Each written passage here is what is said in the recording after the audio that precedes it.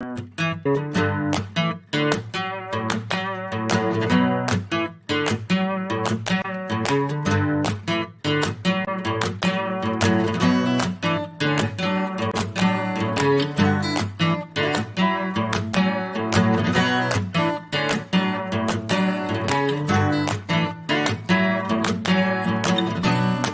not who you think I am. Whoa.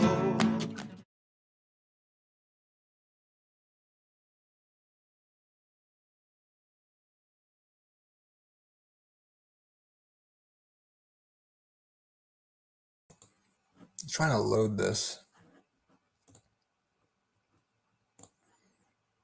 Let's see. Guess I need to sign in.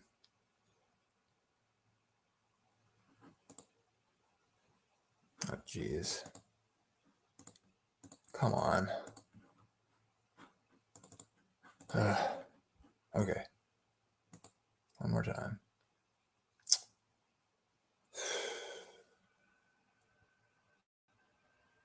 Okay. Try that. Okay. Quick review. What is a chiasmus? Okay. Should be on the screen, right? Okay. This is a chiastic structure. Okay. It's a literary device. Here's Colossians 2 in a chiastic form here. You see the parallels between the verses here. Colossians 2, 6 through 19. This is like an introduction. And they have these parallels. You go verse 7, verse 8, verse 9, 10, 11, 12, and then down the other side, 13, 14, 15. And so we have these parallels in the literary structure of the topic of the verse. So it goes up one side, one the other, and then down the other. And so the beginning matches the end, and so forth. Then the next part in matches the next part in from the end. So this would be the end over here.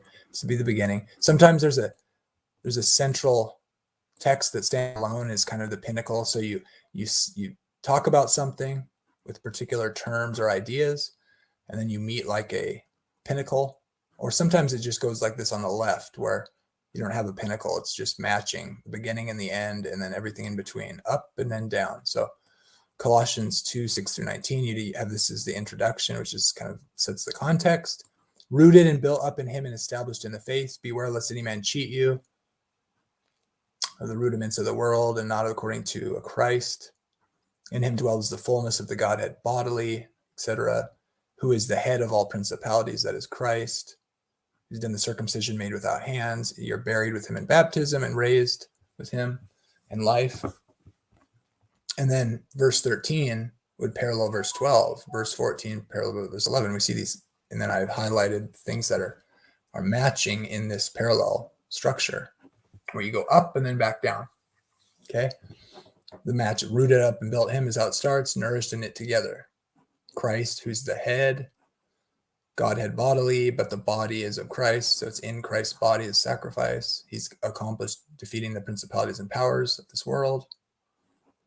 Verse 11 and verse 14, it wiped out the handwriting, circumcision made without hands. It's the work of God. You're buried and raised, just like you were dead and you're dead with him, and then raised with him, made alive with him. So that's a kind of an example.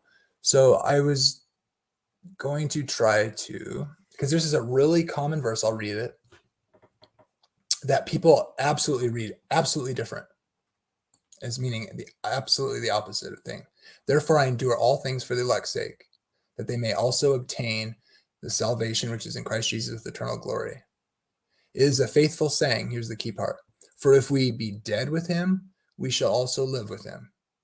If we suffer, we shall also reign with him. If we deny him, he will deny us. If we believe not, yet he abideth faithful, for he cannot deny himself.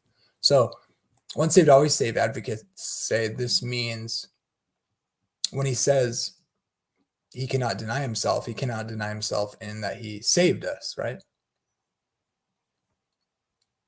other people like me would say, well, it says here, if we deny him, he will also deny us. And so what is this? If we die with him, we will be raised with him. Or if we died with him, we shall also live with him. Does that simply mean we accept his sacrifice, or does it mean something more? Okay, so the big question is, if we deny him, he will deny us. They say that's just rewards. What if it means if we deny him, he will deny us, means he'll deny us. Even when we don't abide faithful, he'll be faithful to what? To our salvation, or to the way of salvation, which requires suffering with him, dying with him. I mean, if we deny him, he will deny us. What does that mean? Why is that just rewards, but the faithfulness is salvation? That doesn't make any sense. So I broke this up into the chiasm. And so if there is a kind of idea here that's paralleling, it seems to me that salvation is the context, and all of it's about salvation. If we deny him, if we believe not, yet he abideth faithful, he cannot deny himself.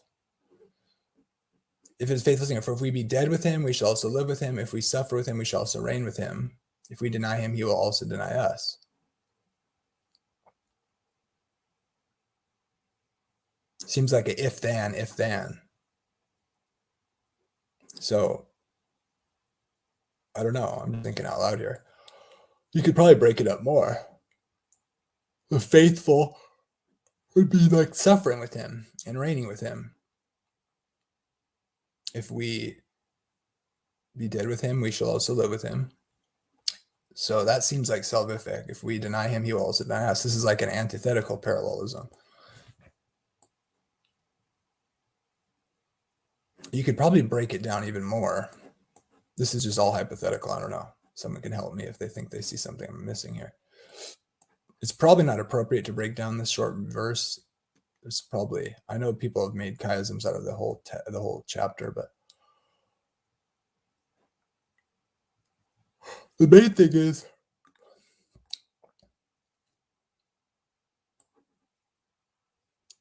the question is, what is he being faithful to when we're not faithful? Because it just got done saying if we deny him, he will deny us. Why is that not salvific?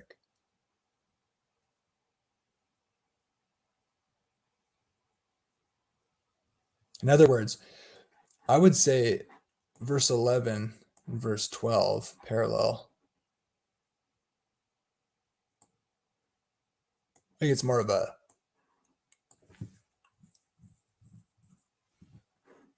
this idea that it's like a reiteration. In other words,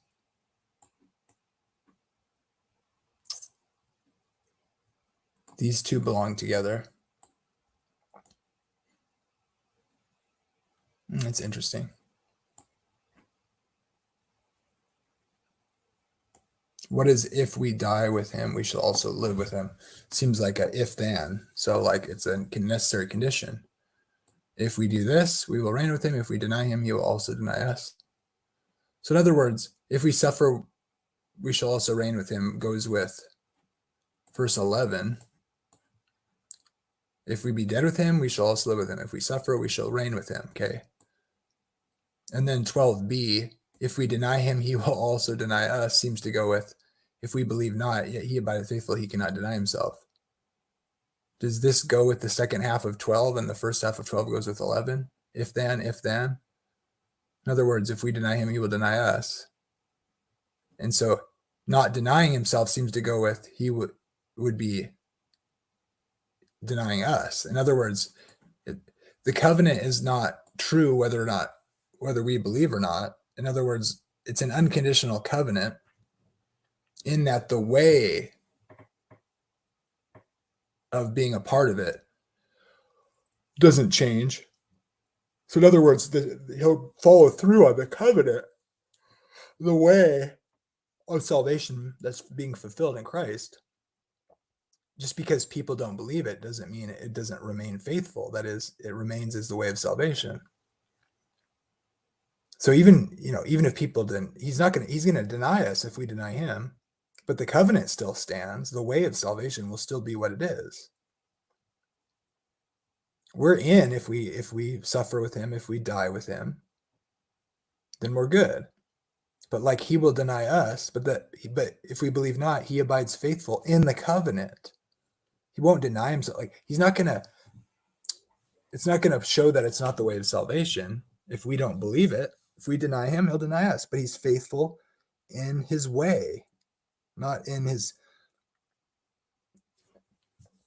Because these are if-then statements. If we are faithful, it is a faithful saying. If we deny him, he will deny us.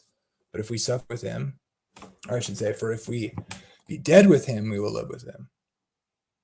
It's a condition. If we suffer, we shall also reign with him. This is why this verse was never understood to mean you couldn't lose your salvation. That's absurd. Because look, he's talking about enduring for the sake of the chosen so that they will come into the way of salvation. So it's a way of getting people saved that aren't saved. In that it's a sure way. But we have to be with Christ, die with Christ, and then we'll live with him. We can't deny Christ if we did. So he's talking in like a overarching terms of Israel, unbelieving Israel, and the way of salvation, which they're not, which he's suffering to endure.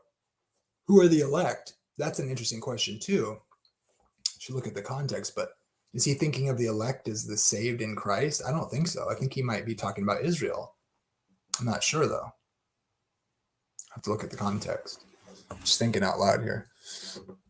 That they may also obtain the salvation. So it's obviously talking about Israel. So the context is people.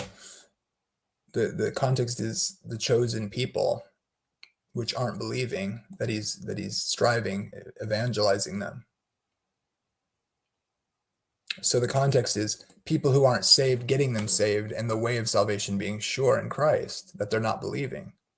That's what it seems like anyway to me. And so when he says, if we follow through and can endure on and remain in the faith, that we may have to suffer, but we'll reign with him. It's a promise. But and he's saying if we deny him, he will also deny us. So he's shifting here. So when he says, if we believe not, he abideth faithful, he cannot deny himself. He cannot deny what he's done. That is, brought salvation in the new covenant through Christ. So this is, the context is people who believe and aren't believing in Paul's desire to evangelize his people, and the call to remain faithful to Christ, but also saying we can't deny him. This actually seems to sound a lot like his disposition in Romans 11. Like, don't think you're good just because you're grafted in. They will be grafted in also if they don't persist in their unbelief, which is echoed here. The call to remain and to endure with Christ, and that there'll be all those,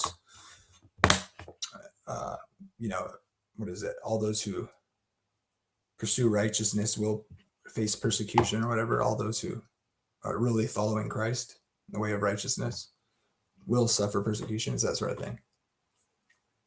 In other words, you can't deny. Paul isn't going to say you can deny Christ and be saved. That is absolutely modern theology of not understanding the context of Paul at all. Paul did not teach you couldn't lose your salvation. He called people to remain in the faith and that it was necessary. See that even when he's talking about his own working towards his own death, because he kept the faith. I finished the race. I kept the faith, and I know I have a crown of righteousness stored up for me. He wasn't worried about sounding like he was a works-based salvationist. He was calling people to remain faithful. And that was their calling, to suffer with Christ. You wouldn't think that idea even existed, by the way. Some people exegete the text these days. If we suffer, we shall also reign with him. By the way, everyone who gets in, there's no distinction. You reign with Christ if you come into the kingdom. Believers will sit on his throne, on the thrones. There's no category of people that are saved explicitly anywhere in the New Testament that suggests, well, you're saved, but you're not going to reign with Christ. That's just made up. So in other words, this verse is a call to endure and be faithful. And what God can't deny is not talking about you being saved. It's talking about his way of salvation. That way is sure, that people are doubting, that covenant people, the elect people of the old covenant that aren't believing on their Messiah are not believing. And he's insisting that the way of salvation, the unconditional promise of salvation to Abraham in Christ, that is unconditional. That would take place no matter what happens. Nobody's disbelief was going to stop that from happening. In that sense, it's unconditional. But who the recipients are of that kingdom that is sure and unconditional, that would bless many nations, promised to Abraham, that seed, that is sure. That way of salvation is sure. And whoever abides in that, remains in that, is the recipient of that unconditional way of salvation. This has nothing to do with whether or not God is faithful to you individually being saved. This is a corporate way of salvation promised in the prophets, fulfilled in Christ, which is that way is unconditional. The recipient are those who believe and are faithful unto the end. So, no, this verse is not once saved, always saved. It is the assurance of God's way of salvation and a call to endure and suffer with Christ, even unto death.